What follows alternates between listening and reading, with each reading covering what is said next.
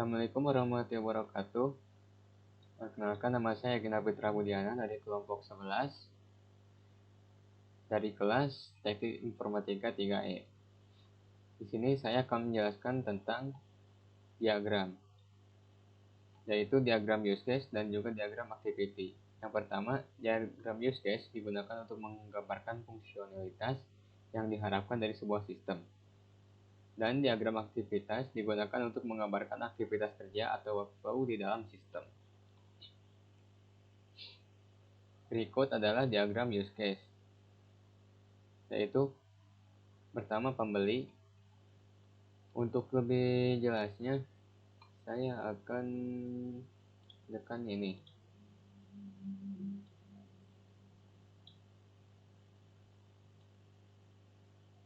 Nah, ya. Yang pertama adalah pembeli. Itu ini. Pembeli melakukan register yang pada register itu include validasi input dan juga register yang jika register salah, maka akan extend kesalahan. Yaitu ini. Jika pembeli register, maka include validasi input. Juga extend pesan kesalahan. Lalu pembeli melakukan login. Pada login akan include validasi input, extend pesan kesalahan yang akan kembali pada login, dan juga include fitur lupa password. Pembeli akan login, lalu include validasi input, extend pada pesan kesalahan, dan juga include fitur lupa password.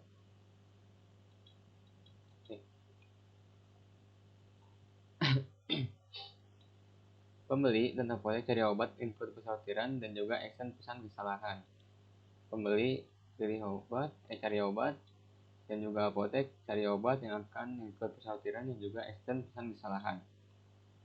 Lalu, dan juga pilih obat yang include, tentukan jumlah dosis, tambah keranjang yang memiliki 3 include, yaitu tentukan jumlah, hapus data, dan tambah catatan. Yaitu ini, pembeli pilih obat, apotek juga pilih obat. Yang include tentukan jumlah dosis.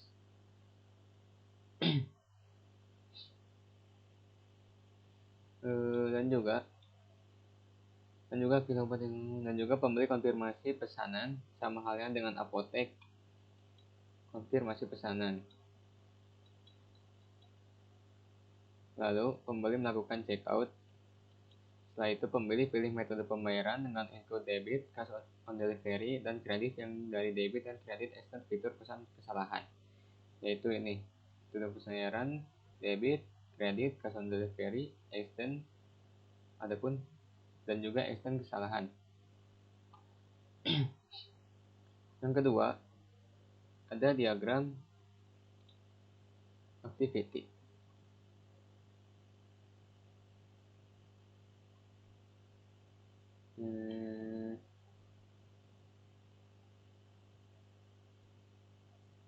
Mana sih?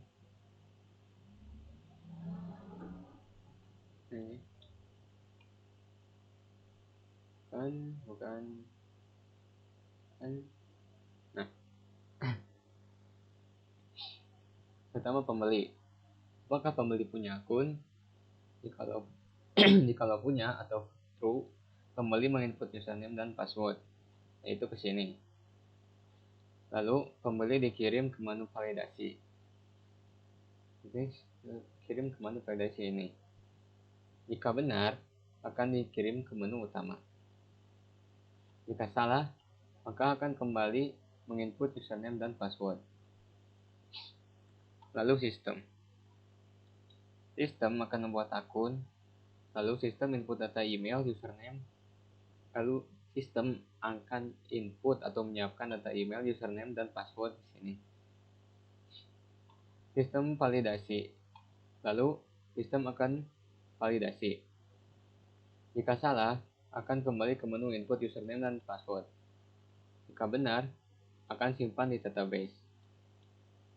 Lalu dari database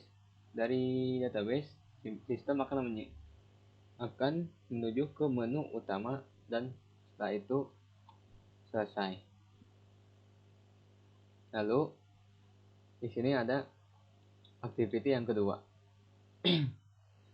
Pembeli cari obat. lalu dikirim ke menu pencarian sini. Lalu pembeli menentukan dosis, memilih obat ke sini, pencarian, lalu memilih obat, lalu menentukan dosis, lalu pembeli menambah ke keranjang, lalu input ke menyimpan data di sistem. Keranjang, lalu menyimpan data di sistem. Lalu pembeli menentukan jumlah, lalu diinput ke menyimpan data jumlah di sistem. Dengan jumlah, lalu menginput jumlah data di sistem. Di sini. Lalu pembeli menambah catatan, yang berarti ini. Jika benar, akan menyimpan catatan ke sistem, yaitu ke sini. Jika salah, akan menghapus data pesanan. Lalu pembeli menghapus data. Jika benar, itu akan menghapus data ke ranjang yang di sini. Jika salah, akan menghapus pemesan atau pesanan. Lalu sistem cari obat. Sistem akan cari obat. Lalu sistem melakukan pencarian. Jika salah, akan menampilkan pesan kesalahan. Jika benar, akan menampilkan data obat. Lalu sistem memilih obat. Sistem menyimpan data. Sistem menyimpan data jumlah. Menyimpan jumlah data. Sistem menyimpan catatan. Ini. Sistem menghapus data keranjang. Ini. Sistem menampilkan informasi pembayaran. Nanti ini. Selanjutnya ada contoh use case. Diagram activity yang ketiga. Yaitu ini. Pertama, pembeli konfirmasi pesanan. Berarti ini. Jika salah, akan kembali ke sistem. Jika benar, akan membuat pesanan.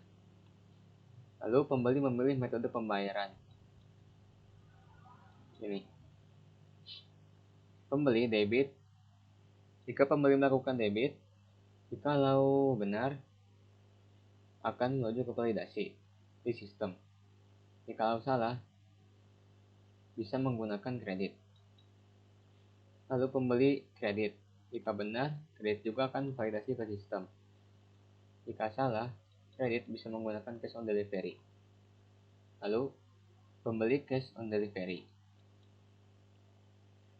Setelah itu, pembeli membayar di kasir apotek. Lalu, pembeli mengambil obat sesuai pesanan. Dan selesai. Setelah itu, di sini ada sistem konfirmasi pesanan. Sama ke sini. Jika benar, akan membuat pesanan. Sini. Jika salah, akan kembali ke sistem. Yang kedua, sistem membuat pesanan. Setelah itu, sistem menyimpan pesanan. Sistem menampilkan data checkout. Sistem validasi. Jika salah, menampilkan pesan kesalahan. Ini. Jika benar, menampilkan struk pembayaran. Sini. Setelah itu, sistem menampilkan struk pembayaran. Dan lalu sistem mengambil sesuai pesanan. Mengambil obat sesuai pesanan. Sekian penjelasan dari saya. Mohon maaf bila ada kurang. Wassalamualaikum warahmatullahi wabarakatuh.